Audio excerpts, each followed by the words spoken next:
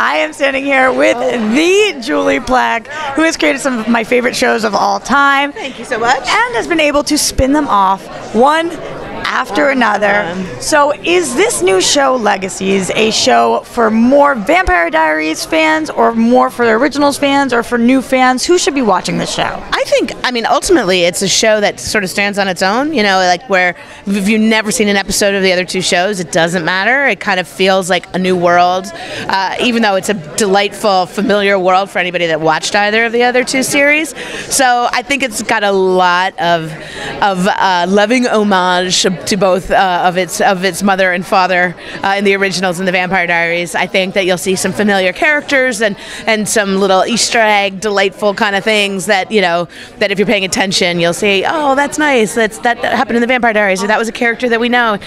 But ultimately, it's a brand new show, brand new world, brand new fun cast of characters, and I'm really excited about it. Well, speaking of the familiar characters, yes. I know you have said that there are almost as many deaths left as there are episodes on the originals. So I don't know if you can say who is going to make appearances yet, but do you have any idea who we're going to see of our OGs? I have not yet written an appearance of any of the original OGs, but that doesn't mean that I won't. I do know that we're going to see Matt Donovan early on. Matty Blue Eyes. Matty Blue, love him. And that we've written in already a couple different cameos for characters from Vampire Diaries. So then we'll get into the originals universe and decide who we want to see again. Okay, where do we stand with the other side, or our witchy land, or are there dead characters that could possibly get cameos too? Because they're never really gone, right?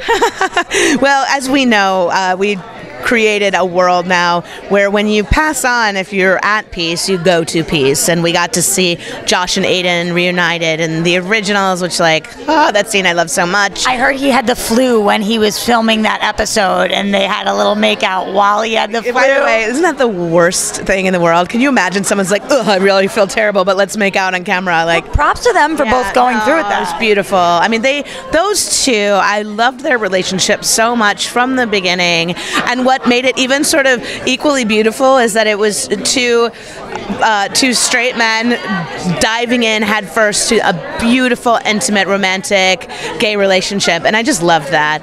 And that couple was one of my favorite couples of the originals. So you do ship? You have favorite couples? 100% I ship.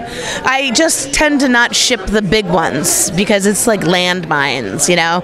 Like I was a Stelena person for sure for most of the series, but I couldn't deny that Delena was like spicy and sexy and forbidden and awesome, and so I wanted that too as a fan, in spite of being so in love with Stefan and Elena together. So like I go through the same thing. You know what's forbidden and awesome? Yeah, Claraline. Oh my God, totally. There's a good episode for them, for shippers of Claraline. Thursday night's episode is pretty good, and then Wednesday night's episode, and then the finale is pretty good. I'm just saying. Are we getting all of our key players back in the finale? You're gonna. If I say all, then there's somebody that I've forgotten. But definitely, we have a good cast of characters from the past. People that we've visited time and again. People that we've lost over the years. People like Caroline Forbes from Vampire Diaries. So there's some good stuff. Julie, thank you so much for those tidbits, and from the bottom of my heart, thank you for these two shows and now this third amazing show that I'm going to love. Thank you so much for talking with us. I'm so excited. Yeah, me too.